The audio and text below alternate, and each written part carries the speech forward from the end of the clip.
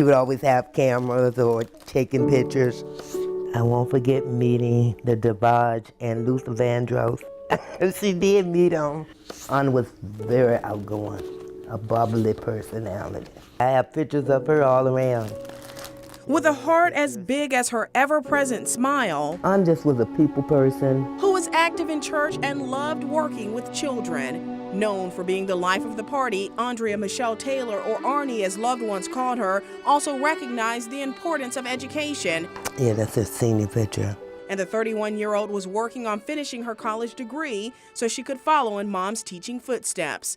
My angel. Rita Williams says the essence of her eldest daughter is captured well in this portrait. Of all the pictures, this is the favorite of her.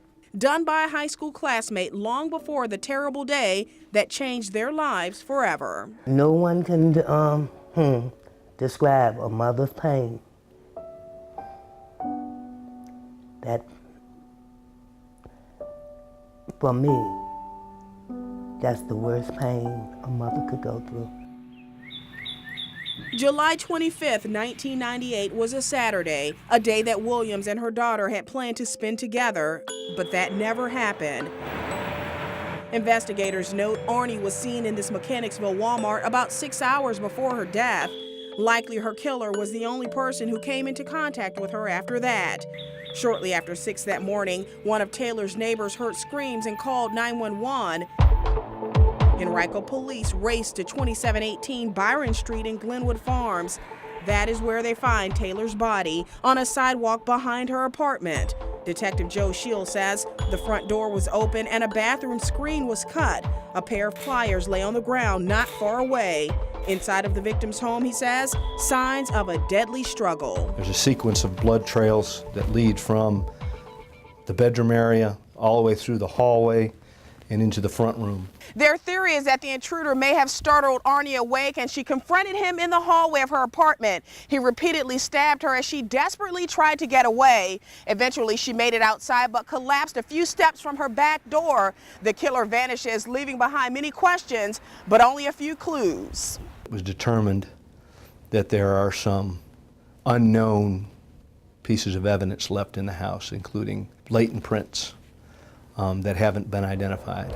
Nearly 15 years have passed without an arrest. You never get over it. You never. I mean, it's something, you take with you until you leave. But while the case may have gone cold, the passion to bring Taylor's killer to justice still burns and fuels investigators. In recent months, they've taken a fresh look at the case and will soon submit evidence to be analyzed with new technology. I was in uniform operations assigned to the East End. We were in briefing when the call came in. Jennifer Schaus-Pierman was a patrol officer working the day Taylor was killed. Now she works in forensics. Back even in 2002, they didn't have the touch DNA capabilities that they do now. So although there may not have been blood on the knife, if an offender was holding that knife, then maybe we could get that offender's DNA sample off the handle. We couldn't do that in 1998. We couldn't do that in 2002, but now it's commonplace. That's it right there. Detective Schill and Schaus-Pierman know their work on this case gives Taylor's family hope. I hope it gives them some sense of that their loved one isn't forgotten.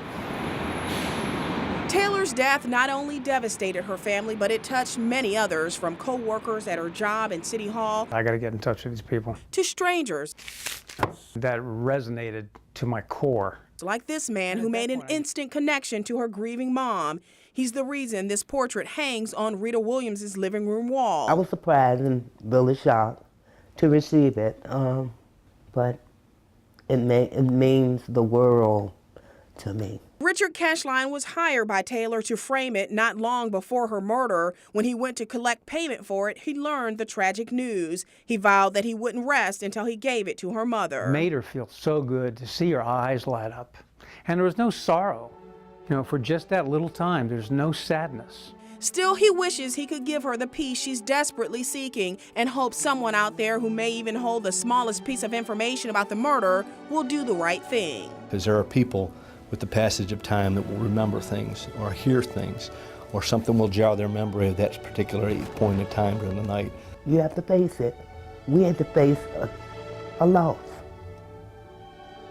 You have to face your crime. Until that day, Williams, her daughter Tiffany, and their family will continue to lean on each other for strength and look to the memories of their own special angel to make each day without her a little easier. We have her here.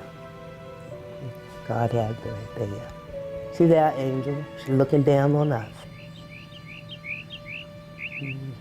She's making sure that we are safe.